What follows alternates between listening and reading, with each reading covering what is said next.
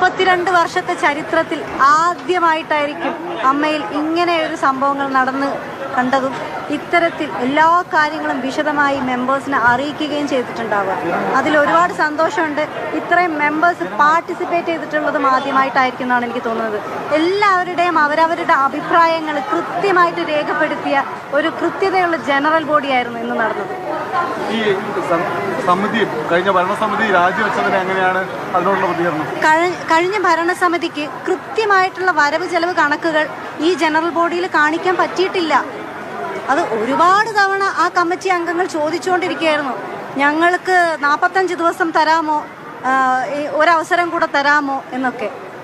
എന്ത് ബാലിശമായിട്ടുള്ള ചോദ്യങ്ങളായിരുന്നു അത്. പക്ഷെ ആ ബാലിശമായിട്ടുള്ള ചോദ്യങ്ങളൊന്നും ജനറൽ ബോഡിയിൽ വിലപ്പോയില്ല എന്നുള്ളത് തന്നെയാണ് സത്യം.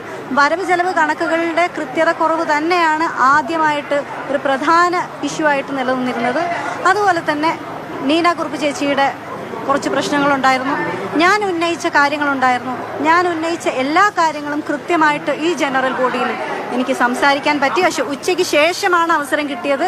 ആ അവസരം തന്നെ ചോദിച്ച് വാങ്ങിച്ചതാണ്. അത് അമ്മയിലെ ഓരോ മെമ്പേഴ്സിനോടും ഞാൻ നന്ദി പറയുകയാണ് എനിക്ക് അങ്ങനെ ഒരു അവസരം ഉണ്ടാക്കി തന്നതിന്. കാരണം ഉച്ചവരെ എനിക്ക് അങ്ങനെ ഒരു അവസരം തരാൻ തയ്യാറായിരുന്നില്ല ഈ കമ്മിറ്റിയല്ല ഇതുവരെ ഉണ്ടായിരുന്ന കമ്മിറ്റി. പക്ഷേ ഇവിടെയുള്ള ഓരോ വ്യക്തിയും എൻ്റെ കൂടെ നിന്നു.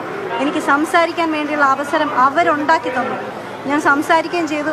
എന്തെല്ലാം കാര്യങ്ങളാണോ ഞാൻ മുന്നേ മീഡിയയുടെ മുന്നിൽ വന്ന് പറഞ്ഞിരുന്നത് അതേ കാര്യങ്ങൾ തന്നെയായിരുന്നു എനിക്ക് അമ്മയിലും പറയാനുണ്ടായിരുന്നത്.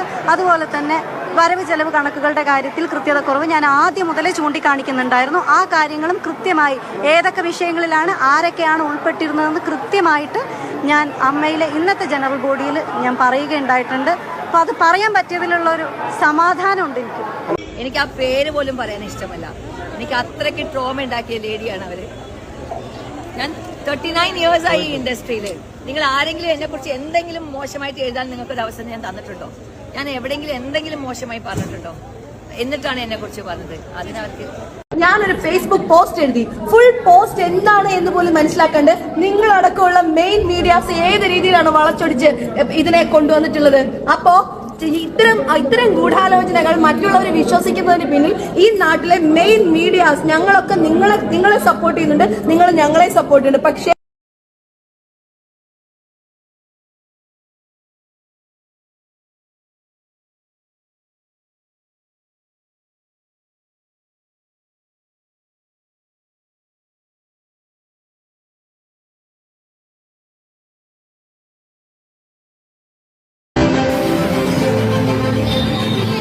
നമുക്ക് എല്ലാവർക്കും വളരെ പ്രിയങ്കരിയായിട്ടുള്ള ലെന മാം ഇവിടെ എത്തിച്ചേർന്നിട്ടുണ്ട്. അപ്പൊ എന്തായാലും ഇനാഗുറേഷൻ സെറമണിയൊക്കെ ഇവിടെ കഴിഞ്ഞിരിക്കുകയാണ്. അപ്പൊ എല്ലാവരെയും വളരെ സ്നേഹത്തോടു കൂടി ഓരോ ഗസ്റ്റിനെയും ഞാൻ വേദിയിലേക്ക് ക്ഷണിക്കുകയാണ്.